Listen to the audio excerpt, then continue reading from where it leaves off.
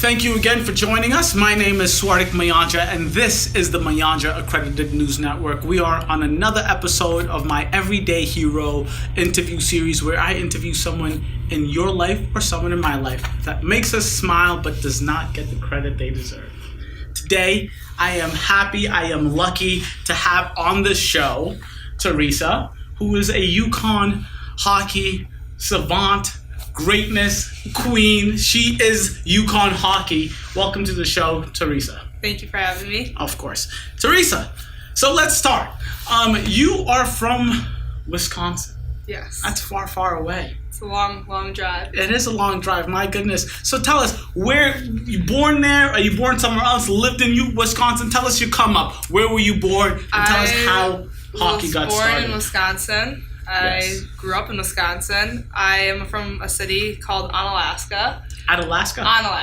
Unalaska. Yes, it gets confused a lot with Alaska. And people assume I'm from Alaska, and I'm like, no, Onalaska. But, very good. So, I got started in hockey because when my brothers were little kids, my mom took them to open skate and they enjoyed it. So they started playing hockey, and then I followed in their footsteps, and I'm like the only one in my family besides my brothers that have ever played hockey. Oh, so you guys are like the first hockey generation. Yeah. Wow. When I think hockey, I usually think it's like a long line of grandpa still plays hockey in the ring, the 90-plus old, hour, whatever. But I learned a real fun fact about your brothers yesterday. They're twins, correct? Identical twins, correct. Identical twins. Wowzers. It's, what were their names? Zach and James. Zach and James are identical twins. Which one of the two are better at hockey? Yep, I'm putting you on blast. The truth is going to be out there. James almost scored a lot of goals. He just never was able to finish. But Zach was more of a hard hitter. Mm-hmm. So they were both good in their own ways. Did they both play the same position? Yes, they did. They were on the same line together. Oh, wow. Each were wings. My goodness. Okay. Well, that's kind of awesome. Yeah. Identical twins, wings? Yeah. Jesus. Anyways, that's great. So that's good for them. But we're talking about you, Theresa. This is all about you. So you played hockey with them. So is hockey huge in Wisconsin? I'm guessing yes. It's pretty big. It's bigger in Minnesota, and that's right next door. So I'm right on the border of Minnesota and Wisconsin. So it's pretty big in my area. So with hockey, I know a lot of people have to start at the age of 1 to play hockey. Is that your story as well? Yeah, I started at the age of 3. Mm-hmm. So, but yeah, most people have to start at a really young age because skating is a really unique technique you have to learn. So if you don't start young, it's hard to pick up and become a very good skater. I skate occasionally when I'm trying to take a nice girl out on a date or if I'm just ice skating with the fam. But it is very difficult. Yeah. And I rollerblade. I love rollerblading. That's actually something I do as a hobby. Everyone always says, if you can rollerblade, you can ice skate. Bullshit. That's a lie. It's not true. And I think that one thing about rollerblading is you could get the rollerblades with the brake on the back or the skates, the 4 wheels with the brake on the front.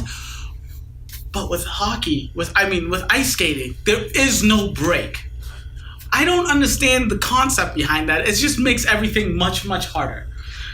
When you started ice skating, I know you were 3 years old, but when you started, do you remember picking it up quickly? Did you use those milk carton crates? How did you learn and become a great skater? Talking to my mom about it, she said that I was able to pick it up pretty quickly and be able to skate. The backwards skating and the stopping comes later, but just the skating I got down pretty easily, but the stopping was a little difficult, and I still have problems stopping sometimes. You still have problems stopping? Most that people makes me have feel so good. One way they stop, like a dominant, I usually stop with my left leg under my right leg. That's easier for me, but so most people have just that one way that they prefer stopping. Okay. And do you have you found that way, or is it Yeah, I found that way. Okay, good for you. Okay, we'll just keep working on that, right? Yeah, exactly. Perfect. So let's talk about the come up, because now you were an amazing collegiate hockey athlete. But we want to know, how did you become so great? Were you did you just play travel teams? Did you just play, for the school? How often were you in the hockey world? I was playing hockey every day my whole life, so it's a long time. I would growing up, I played youth hockey with my hometown association. I played with the boys teams, and then in the summers I would play on a boys team out of a city, an hour and a half from my house with a You were bunch playing of... on the boys team? Yeah, I played on the boys Respect. team until I got to high school. Then Wait, I have to. I'm sorry. I want to pause right there. When you played on the boys team, I know because I do know that the hitting is different for boys and females and male hockey. You were okay with the hitting and the fights and all that craziness? Yeah, like if I played boys, I had to like play by their rules. So I got hit a few times. Oh my god. I got like... Got wrecked? Got wrecked a few times. I want to see them highlights. Yeah, but... But damn, that's crazy. How old were you when you were on this boys team? From 5 until like... So I played boys from 5 until like high school. And then in high school I just played boys hockey my freshman, sophomore, and junior summer. Or freshman, sophomore, summer. And my junior summer I had to stop because all the guys got way bigger than me. And my coach got scared. That happens. For guys, it is weird because I know for girls, like they like their growth spurt always hits like middle school, and then like all the girls are like 6 feet, and all the guys are like 5'2", and like with their cracking voices. But then for guys, once high school hits, it's like sophomore to junior year, or like some people freshman to sophomore, but I think most people sophomore to junior year, like they go home with a cracked voice and their face is as smooth as a baby's bottom. They come to school the first day of junior year, like grown men. Yeah, it's insane. It's true. It really is insane. But okay, so then when you said you played on this boys team, it was in the summers. Were you playing on the girls' high school hockey team? Yes. Okay, that makes sense. All right, so now we're in high school. What positions do you play, or position do you play, and why did you choose or gravitate to that position? I'm a forward. In high school I played mainly wing and center. Like high school is kind of I played everywhere at times, just in the forward position, and then I picked that position because like I'm much better at I'm very offensive minded. Like I just want to score all the time. Where like if I would play defense, I would get burned so much because I'd take too many risks. So they just put me on offense and then just let me go and try to score. They just let you go. Yeah, pretty much. Do you? Basically, the Kobe. Clear out. Here we go. Good for you. So score. You're forward.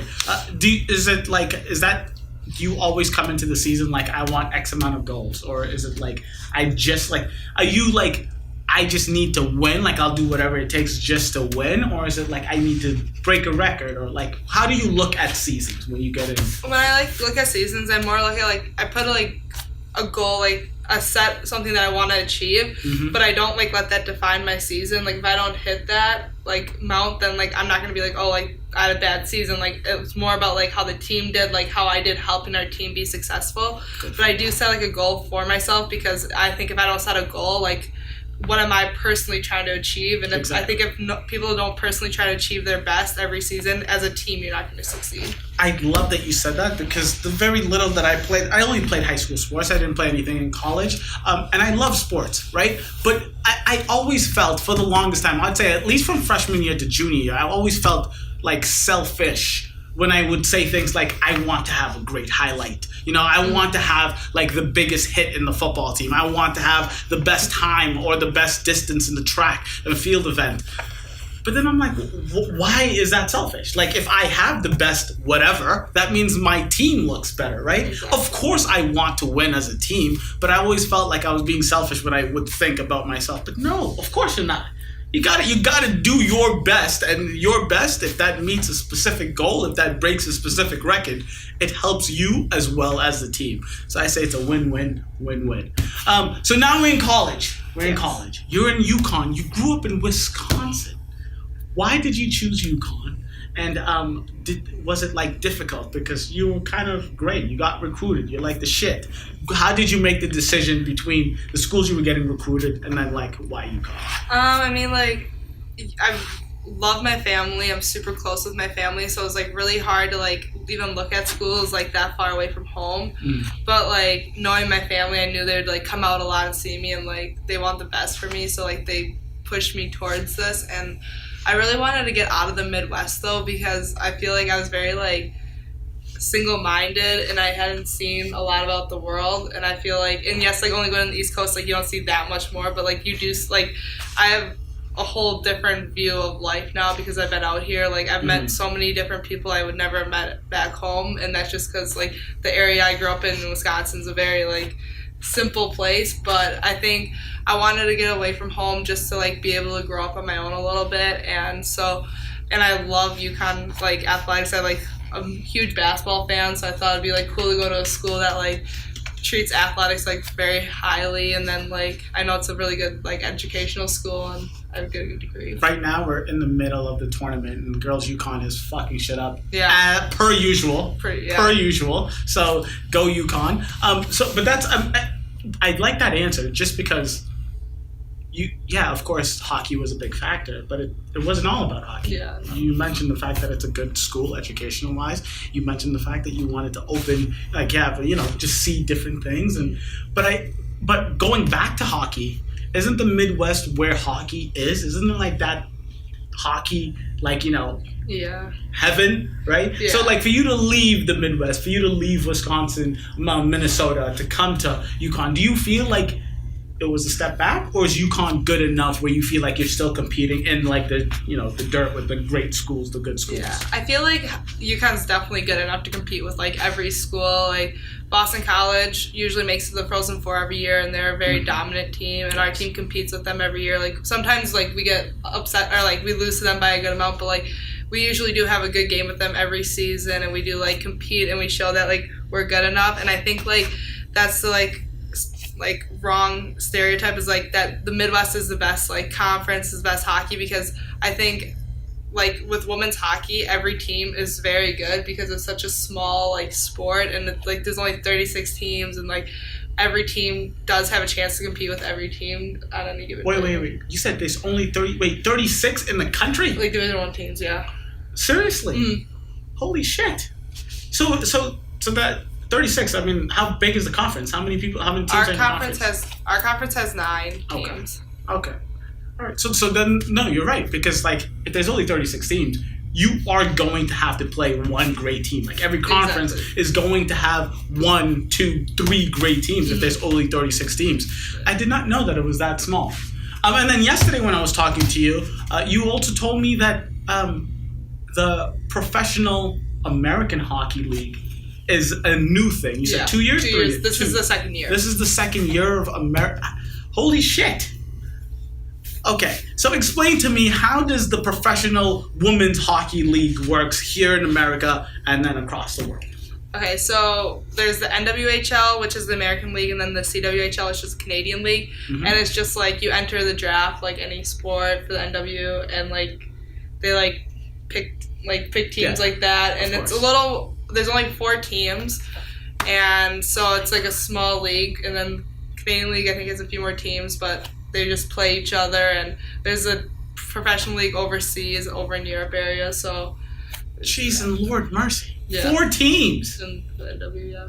And then you told me something that actually blew my mind. I don't know if it was the Canadian League or it's the American League, but the athletes do not get paid. Yeah, the Canadian League, and I mean the American League does not get paid as much either. So Oh my god. Well, see, that's a whole different thing. So I don't know anything about hockey, so I'm not going to go off on hockey. You said it's only 2 years, so hopefully it's growing. Hopefully it becomes something where professional women hockey players can play and actually get paid for what they do, because doing a professional sport, being a professional athlete can't be a volunteer, a side gig. It needs to be your life. I can't imagine, you can't imagine like LeBron James having to work when he's off the court. It just doesn't make any sense. Like, how good can they really be if they need to worry about going to work after a game, going to work after practice? It's crazy. It's absolutely crazy. All right. So we're now at UConn. Now I want to know the stats, the highlights, the records. Tell me how your time at UConn has been, because you're a junior now, right? Yes. Next year you're going to be a senior. It's going to be your last year of hockey, being a college hockey player. It's kind of intense. So now we're looking at the big goals, the big dreams moving forward. But tell us, freshman year to now, how have you been as an athlete? How have you been as a team? How's UConn doing? Our team's definitely improved over the past 3 years. Our first season we had 9 wins. Last year we had more wins. This year we had a rough season, but we had like 5 people this season that need injuries. We had like about like 10 people on our team, it felt like, every game, and everyone competed their hardest, and we just didn't have the luck this season, but like we were definitely good enough to beat any team in conference. It just didn't go our way, but it's a good stepping stone for us. I think we learned a lot from the season. So you said 9 and then a little more than 9, but how many games a season are there? There's 36 regular season games. Okay. So you guys are getting better. Yeah, we're getting a lot better. Wow. All right. You personally, how have you been doing? My freshman season, I had about like 14 points. Sophomore season, I had about 28 points, and then this season I had 19 points. But you had the injury. Yeah. Let's talk a little bit about the injury. I don't like getting into sad, bad situations, but it's a reality of playing sport. People get injured. How did it happen, and how long were you out for? It happened on January 6th, Friday night, Merrimack. I was skating, and I turned, and the girl turned too, and I just knee-on-knee hit, total accident, didn't mean it. So it's better, I guess, that it was an accidental hit, but I tore my MCL and completely, so I was out for about 2 months, and I was lucky enough to get back for the last regular season weekend and then playoffs. Congratulations. Yeah, it was a little nerve-wracking that I wasn't going to get back, and I was stressing, but I just kept my head down, kept working, and was able to come back. You came back and you played the last regular season game and playoffs? Yeah. How much of 2 months off? Because if you tear your MCL, anything happens to any of your legs, right? You can't do conditioning. No, you cannot condition. And I know in hockey the switching is happens so quickly because it's a very heavy conditioning sport. So when you got in there, were you just shit? I mean, the first month I probably didn't do any physical activity besides rehab, but it was no physical activity, so it's definitely not fun. But then the second month I was able to do aerodyne bikes with the arms, and then just one leg biking. So it was kind of annoying. My right leg got so sore because it was just biking, and the left leg just chilling there. But no, when I got back for the first weekend, I was a little nervous, and And the coach let you play. Yeah, he worked my way into it. The first game I didn't play much, and the second game I was playing full out. It was good, but I definitely felt a little slower out of it, and then the playoffs I felt I got a second wind or something because I had my best 2 games I think of the season that weekend. So it was good, and I think it was the amount of biking I had done. And it wasn't the best biking I've done because it was I was injured, but it was still that effort I was putting in. I think it made a difference. So with injuries, I've never had a serious injury, but I've never also played seriously a sport. Mm-hmm. But what's it called? When you do get injured, when you came back, is the hesitation, is that a real thing? Were there times where you're shit, maybe I shouldn't just stop this abruptly? How much of that were you thinking during the game? Yeah, I mean, once I started playing, because I started practicing probably 2 or 3 weeks before I started playing, but I couldn't stop or I couldn't do certain things, and I worked my way into it. So it was nice that I was able to slowly work my way into being able to stop.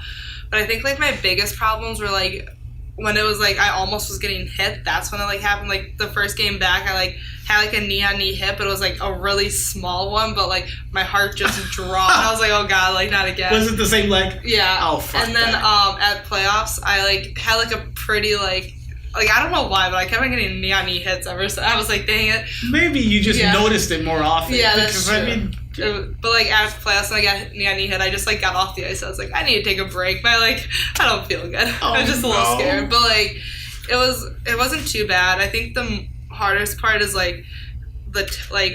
off ice training, the jumping and the lateral movement, just because it's your knee plays a big role in it. But my trainer is doing a great job helping me get back into not feeling scared and stuff. Good for you. All right, so we're getting towards the end of this. You're going to be a senior next year. Yeah. It's going to be do or die. Yeah. You go for broke, right? Exactly. So, what is the goal? How many goals do you want to score, and how far do you want the team to go? Let's be realistic here. Of course, you want to be number 1 in the world, sure. But let's realistically, what are you guys looking at? Realistically, we're going to make the NCAA tournament, and that'd be the first time in a long time. So it'd be really good for the program. And I think our class has really helped build this program up again. I think, and so I think it would be great for our class to leave on that high of a note, win conference or the conference tournament, and yeah. And then you personally, how many goals are we going for? What's the number? I'm hoping to get 40 plus points. 40 plus points, goals and assists. Okay. I was gonna say, holy shit! So going from like 20, what'd you say, 28, right? 28 points, yeah. 28 points to 40. Okay. But that was half. No, 19 was half the season. 19 points 19 was half the season. Jeez. Yeah. Okay, congratulations. So like this, I call this the Everyday Hero interview series, where I interview you because I consider you to be an everyday hero, right? Thank you. Well, of course, 'cause you do great things for yourself, for the team, for UConn, for the community. You do good things. What do you have advice for the youngins, those 5-year-olds, 3-year-olds who just started to ice skate, for those high school students who really want to play for UConn and other, college hockey teams? What advice do you have for them? I mean, like, first off, like, never forget, like, why you started playing, and never forget how fun the sport is, because, like, getting on the ice every single day can be tough, but, like, if you remember how fun it is, like, you're going to want to go out. You're going to be, like, itching to go on the ice for practice, and, like, that's what I think is the most important part, is, like, never letting, like, hockey become more than it is, and always remembering, like, it's a sport, and it's, like, just fun, and it's supposed to be for the love of the game. And then I think just put in an extra work, And then the thing is, it's like, I know very few of I've had friends in high school and all who played hockey, but I really do feel like hockey is one of them sports where you have to sacrifice a shit ton. Just like like I was telling you in the car ride over here, I was explaining to her how at my high school the hockey players had to come in like at 5 a.m. before practice because that was the only time the rink was open for them. Like, I just feel like hockey and like the equipment for you guys is like $1 million. Like, everything about hockey is so, like, it's just a lot of sacrificing. So if you don't love the sport, specifically hockey, god damn it, it's going to be hard for you to like go through with it all the way. And then being in college, that jump must have been really tough. Yeah. Or just difficult. But good. I mean, I really do appreciate you being on the show. 5 years from now, when you take the American Women's Hockey League from not getting paid to being paid, and you're the face of the damn sport, and I call you and I say, Theresa, can I please get an interview? Would you do me the honors? Of course. Thank you, Theresa. I really appreciate you on the show. Do you have any Instagram, Facebook, your Snapchat that people want to follow? My Instagram. Awesome. She's going to tell us what that Instagram is. What is it? Theresa K3. Theresa K3, it's in the description down below. Please follow her. She's kind of fucking amazing. You want to watch her next year. We're getting 40 points. That's a fact, not a hope. It's a fact. Please don't forget to like and subscribe. Catch you guys later. Thank you. Deuces.